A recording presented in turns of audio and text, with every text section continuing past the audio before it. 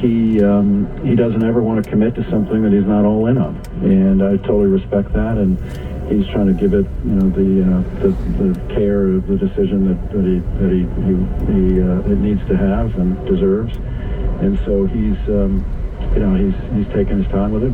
And look, by the way, we've had a bunch of Ryder Cup committee meetings. There's a list of alternatives, and we're going to have it's going to be the Ryder Cup of all Ryder Cups, right? I mean, Ryder Cup in New York at Bethpage. So we're going to have a great epic event, and we'll have a great captain.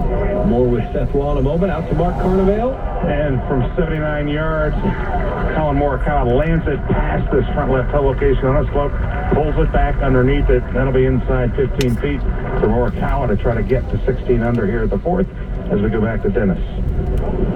Bryson DeChambeau hit such a nice shot in here at the fifth. Killed his drive, 347 yards. Threw it behind the holder for 107 and spun it back to this point, just 6 feet. Not much in this putt at all. It's pretty darn straight. And that goes right down the middle. Both players make birdie here at the fifth. Bryson DeChambeau moves to 15 under par. He's now one shot behind Xander Schauffele, who has driven it right up in front of the fourth. The very short par four. It's been interesting. He's letting Colin Morikawa go mark his golf ball. Mark Carnevale, what do we need to know about Xander? It's a pretty thick lie, and he's got that pot bunker.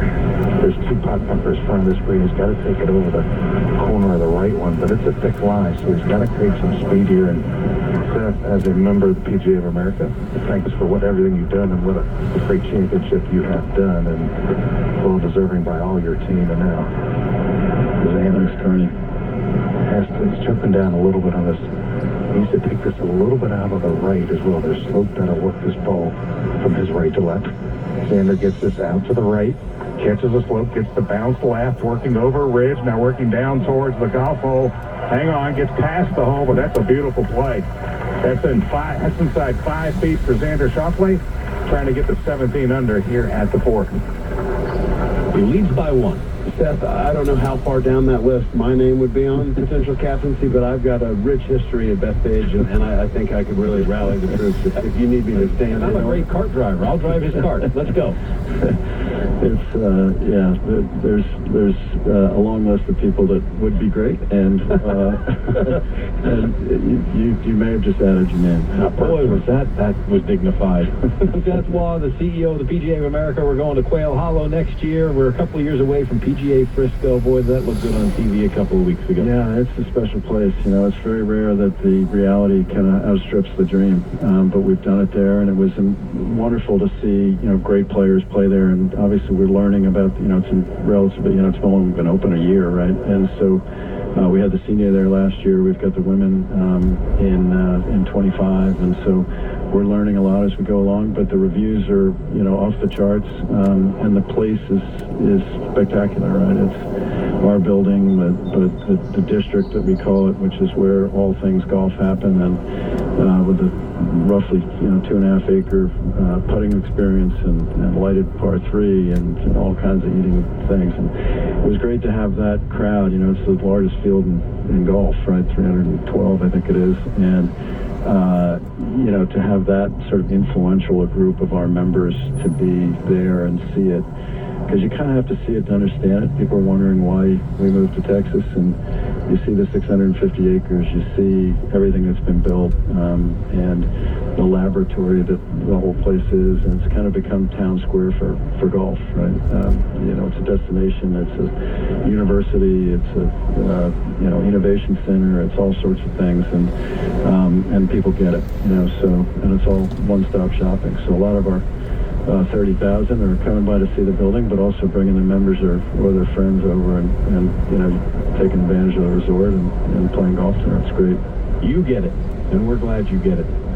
Thanks for everything you do for the game. Well, you're nice to say. Look, I've often said that I'll never have a chance to impact more lives or have anything more fulfilling than I get to do, and it's an honor. And the game has given me more than I've ever deserved, and